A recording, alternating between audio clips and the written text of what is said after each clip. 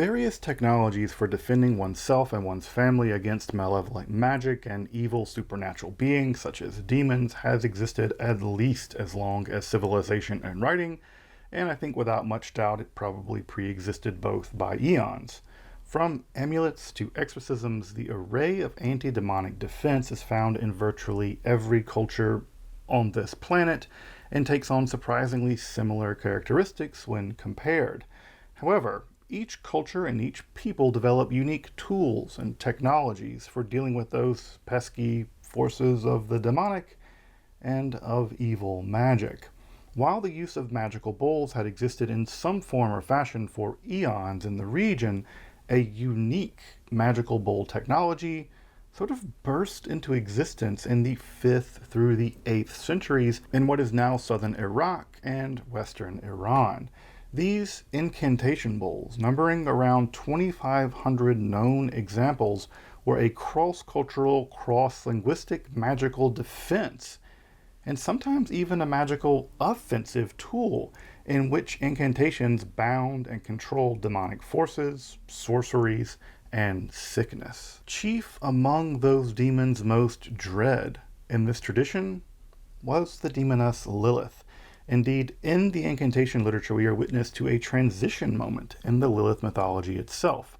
From a species of Mesopotamian wind and storm demons to a singular she-demon, a demoness, was emerging for the first time in precisely the literature of the incantation bowls.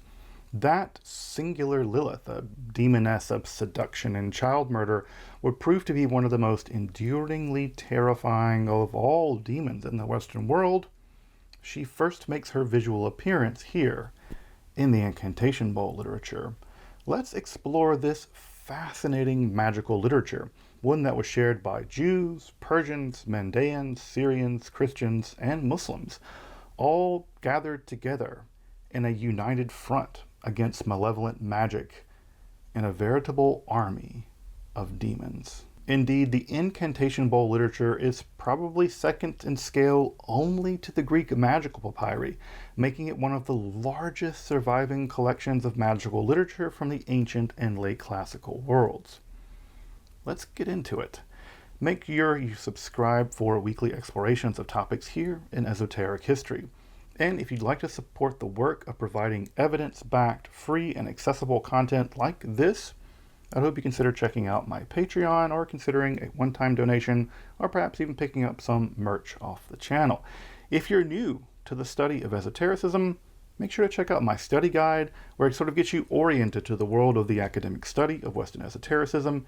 And if you're interested in really hardcore historical books of magic and the occult and mysticism, check out my bookstore, Esoterica Rare Books. You can find all those links in the description and in the pinned comment below. But now to the incantation bowls, their magic and the demons and sorcerers they targeted. I'm Dr. Justin Sledge, and welcome to Esoterica, where we explore the arcane in history, philosophy, and religion.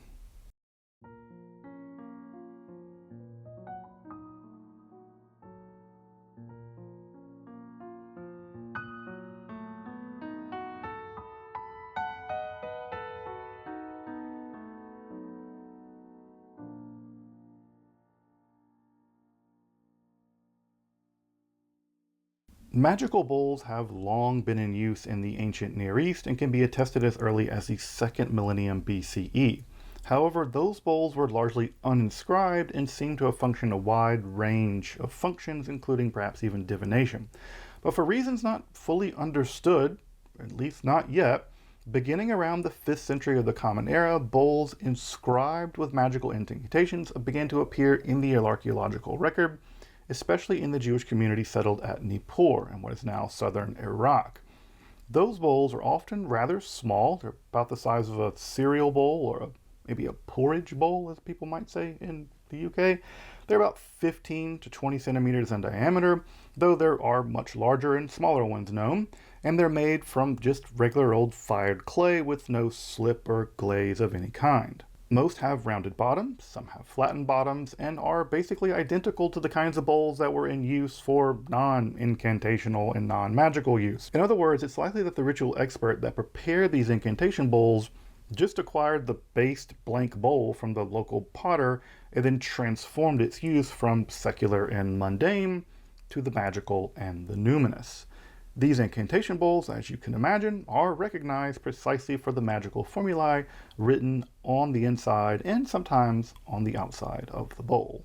The language of the formulae are often specific to the community the bowls were meant to serve. The majority of the bowls, over 2/3 of the known ones, are written in Jewish square Aramaic script and language, the language of the Babylonian Talmud basically, although we'll see not quite as literate.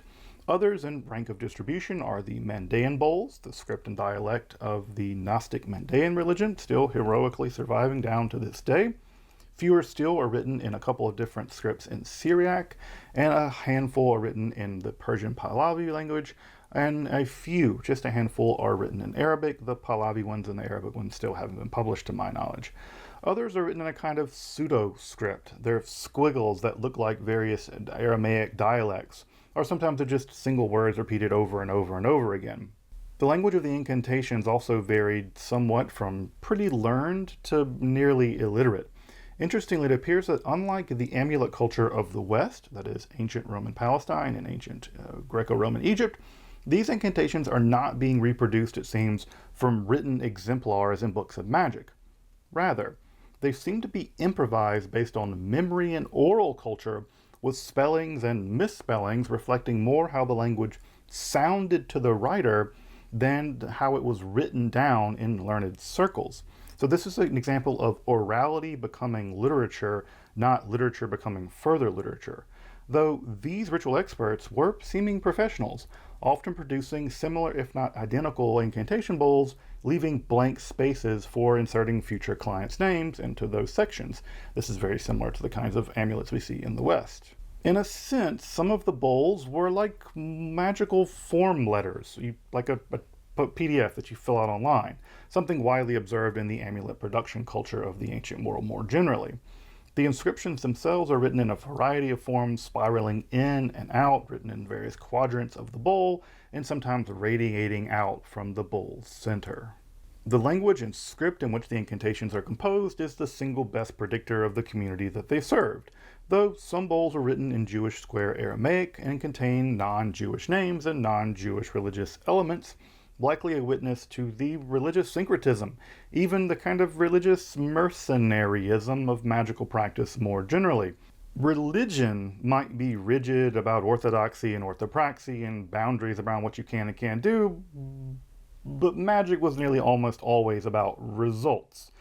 Interestingly enough, we don't, however, see Jewish names and religious elements in bowls with non-Jewish scripts. So it seems like Jews were producing bowls for others, but others weren't producing bowls for Jews. All in all, the incantation bowl practice seems to have been centrally Jewish, although culturally diffused through this region.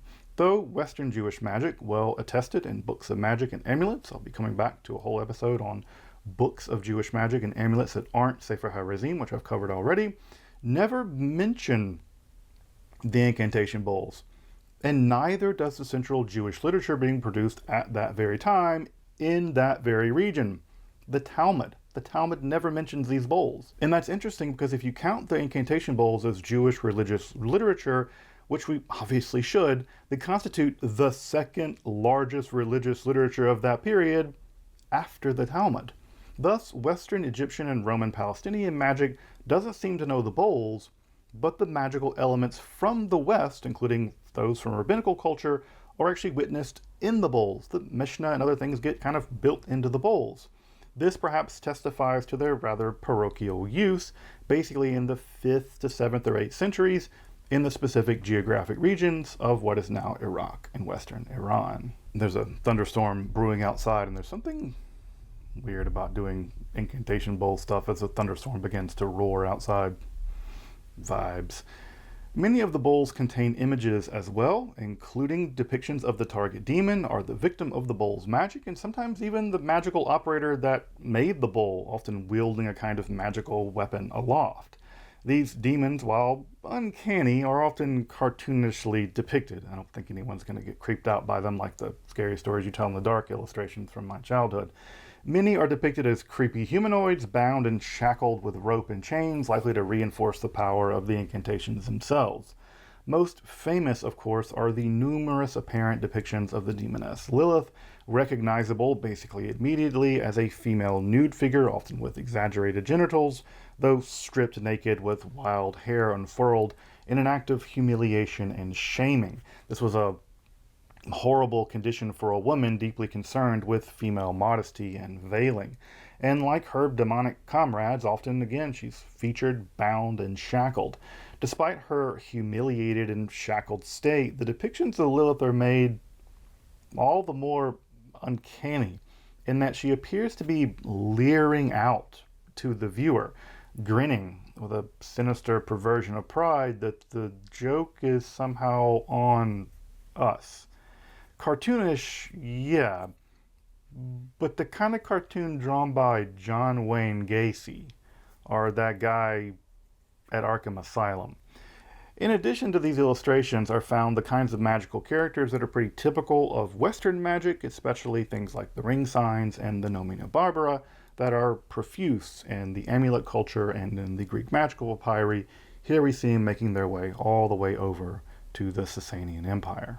The bowls, when they're found in controlled archaeological digs, are typically found buried face down, which is, say, inscription down or concave down, in specific locations within houses, though some Mandaic bowls are often found in cemeteries as well. Often the writing on the outside of the bowl, sometimes written in the client's target language, unlike the incantation language, would actually indicate the proper placement of the bowls within the domicile. In some cases, multiple bowls are found in one house, for instance at the four corners of a room. This logic is actually borne out by other Jewish texts at the time, which imagine demons actually entering in from the corners of the room, and thus the bowls were probably meant as a kind of deterrent or a specific ward against demonic intrusion. Others were found buried beneath the lintel of the home, thus guarding against this sort of liminal space of somehow both entering and leaving, very much like the mezuzah does on many modern Jewish homes and Jewish homes back then. I imagine they buried the bowls and they had the mezuzah because I don't think you can really overdo it with the anti-demonic magic. If your mezuzah doesn't work because there's a defective letter, maybe the magic bowl will get you. In any case, several bowls were often even nested together and then buried, sometimes actually satisfying a range of magical powers or a specific set of demonic maladies. Again, you might get 5 bowls made that target all kinds of different demons and different kinds of maladies because, again, redundancy. In yet other cases, 2 bowls could be bound together and as to a sphere with bitumen and twine, sometimes with elements like eggshells put inside. Sometimes those eggshells were themselves inscribed, and sometimes the eggshells are actually referenced by the inscription within the bowl, which is fascinating. The eggshells would be cracked and broken, just as the demonic bodies were meant to be cracked and broken. Virtually every home excavated at Nippur, at least the Jewish homes, contained at least one bowl.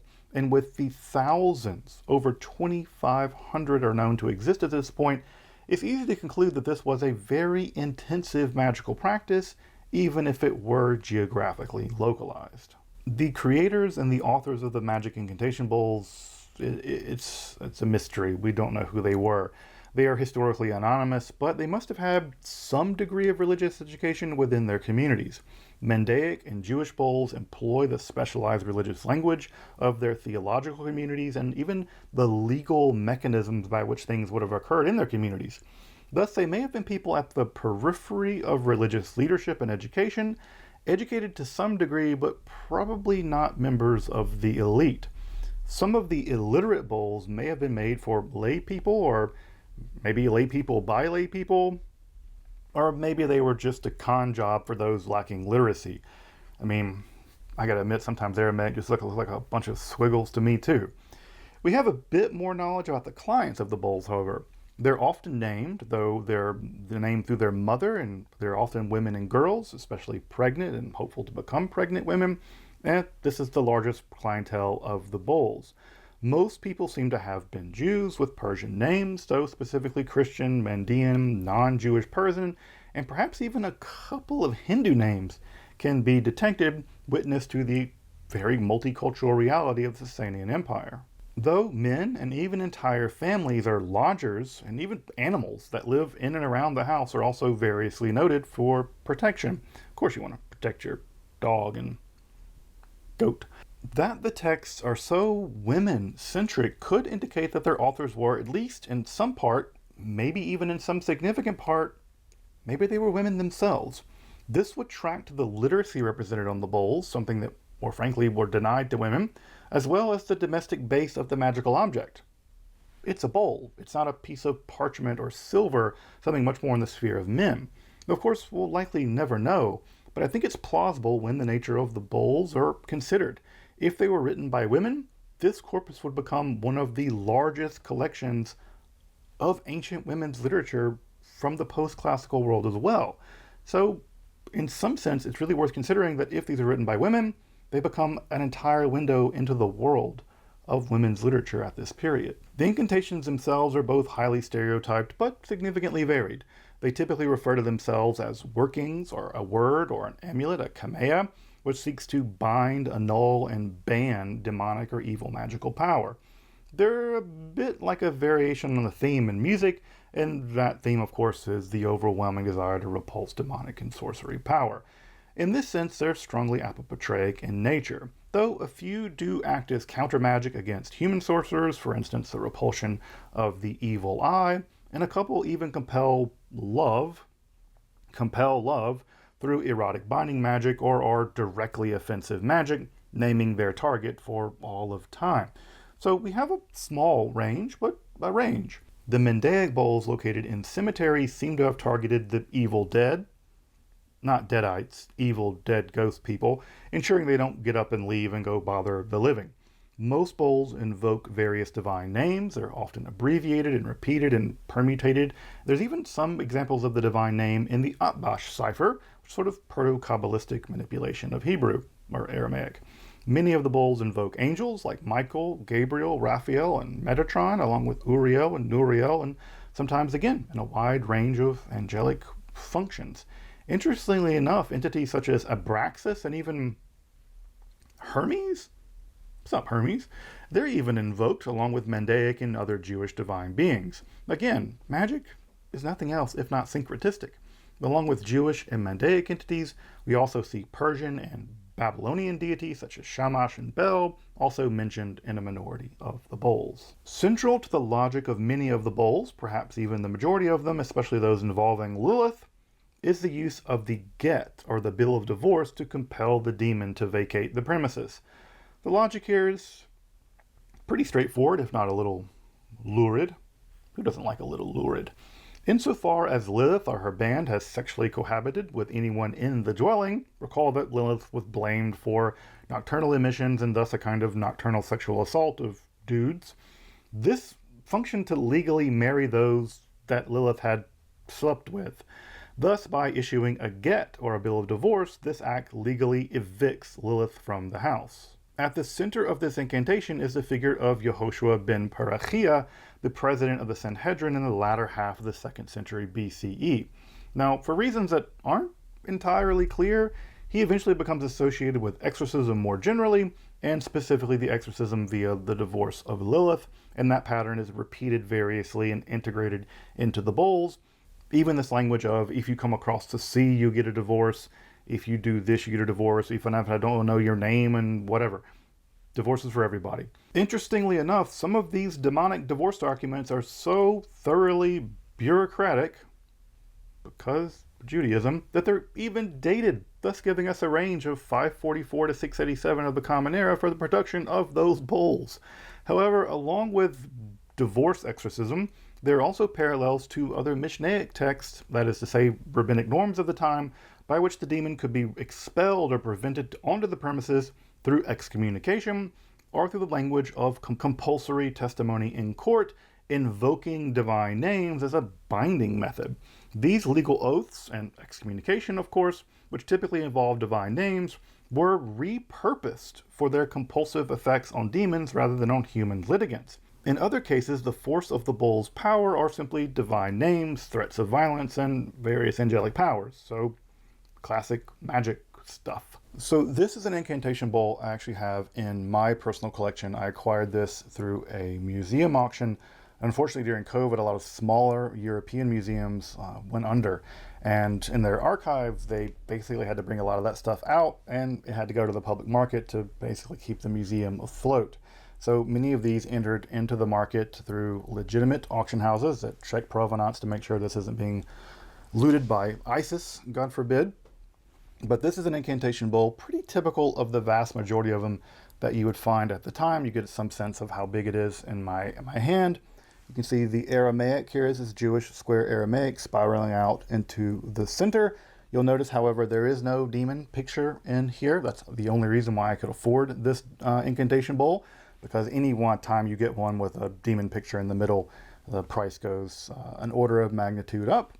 But you can get a sense of how big they are, or small they are rather, here with the Jewish square Aramaic. What is interesting about this, that even though this bowl does not have a picture of a demon in the middle, it does, however, sport a couple of ring signs, which I don't know if you'll be able to pick up here on the camera. But these are characteres, typical of Greek magical papyri. There's one here at the very beginning of the bowl, or perhaps at the end of the bowl. And as you can see, it spirals out. The actual condition of this bowl is pretty good, and I'm going to be working at some point with an epigrapher to get it published and get it archived and get it out there in the scholarly literature, so that even if it is in my collection, it will be publicly accessible to scholars to add to the pile of the incantation bowl literature. But again, just a sense of sort of what they look like on average, as opposed to, you know, the real famous ones with the pictures of Lilith in the middle of them. This one does not have any inscriptions on the outside. There's a little damage to it as well, but again, an incantation bowl from my own collection. However, the star of the show are the demons, and in a minority of cases, evil sorcerers, and finally the maladies attendant to such diabolical business. Demonic beings come in a variety, a plethora of species on the incantation bowls. Sometimes they're simply known as divine beings. Generally speaking, these are spirits associated with the planets. This might be a specifically Mandaic influence, kind of coming in from the Mandaic Gnostic world, the archons being the planets who rule over us as sort of prison guards. But they might also be malevolent supernatural beings, or sort of demonized gods from the local area. Some are spirits associated with local shrines that have perhaps gone rogue, or even the Deves or Devas associated with the Persian religion. Again, that's the root, one of the roots for our word devil. In other cases, the Jewish shadim, the closest Jewish equivalent to a generic kind of demon, also appear in the text, though the more specific mazakin, or damagers of the Talmud, also appear, though not as often as you would expect, considering they both kind of come up in the same area. But it is Lilith, or should I say Liliths, plural, that are the most common. Groups of simply numbers also represent hordes of demons, hence the dread gang of seven, again perhaps an astral reference. A group of angels, the Kadishin, also responsible for rage and wrath, are also targets for some bowls. Recall that in Judaism, angels aren't exactly our friends, and they can be pretty hostile to human beings. The storm is really amping up out there. It must be pissing someone. Hasatan, or the oppressor or opposer, is also mentioned along with the genies of Solomon, genies written out there in Aramaic, but also abstract beings such as the howlers, the stranglers, the oppressors, the cursors, the undoers, which, I don't know, seems so weird, and the plaguers. A few named demons also appear as well. Asmodeus, of course, the king of the demons, makes an appearance, and Bogdana, associated with the male and female Lilith, sometimes thought of as a kind of king of the Lilith, so that doesn't make much sense. There are references to what also might be ghosts of the evil dead as well, usually associated with bad or illicit sexual dreams. The incantation bowls also represent a transition in the development of the Lilith myth. Originating, as you might know, in the Sumerian and Babylonian mythology, are wind or storm demons. The Lil, or Ardat Lil, were eventually assimilated with the child-murdering Lamashtu to become a kind of composite, sometimes specific species of both male and female Lilith demons.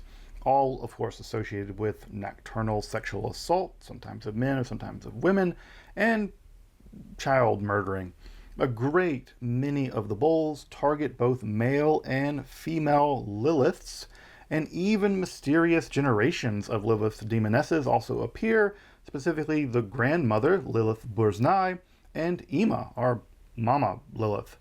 It's impossible to make much systematic sense of the range of Liliths, but it's clear that both Lilith functions as both a species of demons reflecting the previous Babylonian inheritance, but also that she's coming to be to the fore as a singular demon, especially in the iconography of the bowls themselves. Again, it is nearly always a single female demon, often nude with wild hair, which is drawn to be evocative perhaps of the power of Lilith as a singular entity.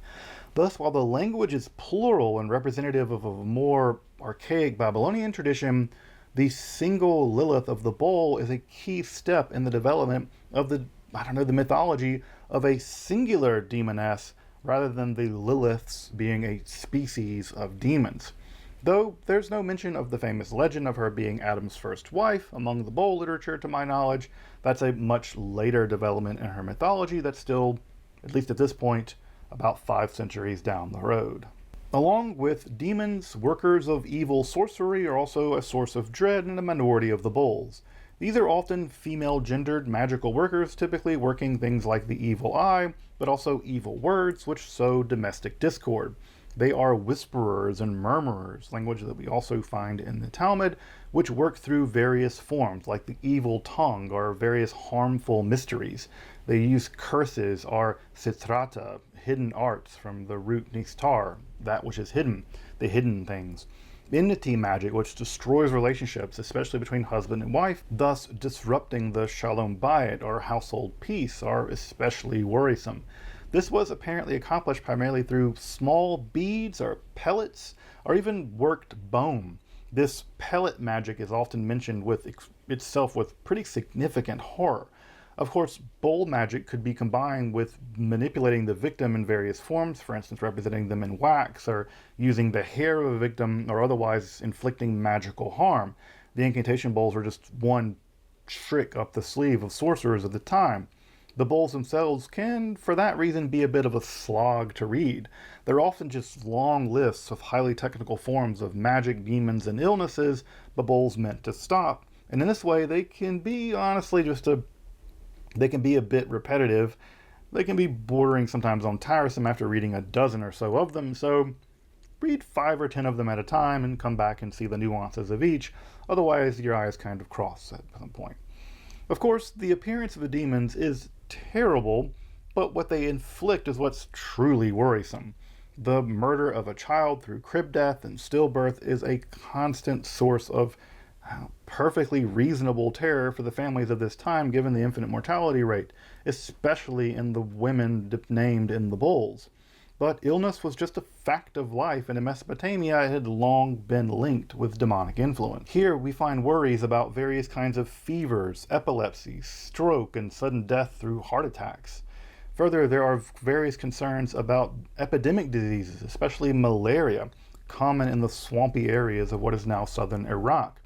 A range of skin diseases seems to have really puzzled and bothered them, which seem to have formed by demonic touch or scratch, along with, of course, swelling, cough, paralysis, various kinds of eye disorders and blindness, like glaucoma, we think, pounding headaches or migraines. The palga demon, the pounding demon, seems to be especially worrying, and various kinds of fluxes, including extended menstruations, which socially disabled a woman, or various bowel maladies, which are still around. Even physical ugliness is blamed upon the demons, along with the inability to conceive children, and just bad breath. In my opinion, the pathos of the bowls is to me the clearest in these long lists of maladies people wish to be shut of and protected from. It's a veritable laundry list of human frailty and suffering that connects them with us, I think, in a very touching and powerful way. Taken together, the Incantation Bowl literature is again probably second only in size to the Greek magical papyri, making it one of the largest surviving collections of magical literature and perhaps women's literature from the ancient and late classical world, though it doesn't get nearly the attention of the Greek magical papyri. However, with their concentration in what is now Iraq, a country that's been basically a bastion of stability because of my country's ingenious foreign policy, they're being spread through numerous collections, including many private collections. The publication and study of the bowls has been, frankly, slow going since their initial discovery in the 19th century. My understanding is that only about a quarter, or 600 or so, of the 2,500 known bowls have been published and studied, and even those publications are hard to gather into one collection. That said, I'll include links to those publications along with some links where you can study the bowls for yourself and some of the older studies, because many of the other ones are published by Brill. We need an incantation bowl against Brill. We can even put their little sigil in the middle. But like many aspects of Western esotericism, we're still in the very early period of this research, and if you're a young scholar looking to add your contribution, well, a few hundred incantation bowls should keep you busy for the better part of your career. Until next time, I'm Dr. Justin Sledge, and thank you for watching Esoterica, where we explore the arcane in history, philosophy, and religion.